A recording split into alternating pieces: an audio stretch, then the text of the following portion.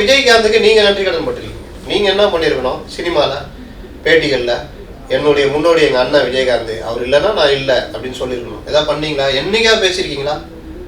ஆனால் ரஜினிகாந்துடைய தம்பின்னு படம் ஃபுல்லாக உருட்டியிருக்கீங்க. ஏன்னா சினிமாவில் பெரிய தலை ரஜினிகாந்த், அதனால் அவரை வச்சு உருட்டிக்கிட்டு அந்த ரசிகர்களை அப்படியே கன்வெர்ட் பண்ணுற மாதிரியே பண்ணீங்க.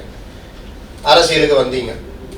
நீங்கள் வர்றதுக்கு முன்னாடிலாம் இவர் அரசியலுடைய முடிவு காலத்தில் விஜயகாந்த் இருக்கார், உடம்பு சரியில்லாமல் வீட்டில் இருக்கார், கிட்டத்தட்ட நினைவு தப்பிய நிலையில் கூட இருக்கார், யாருன்னு அடையாளம் காண முடியாத அளவு கூட அவர் இருக்கார், பேச முடியல.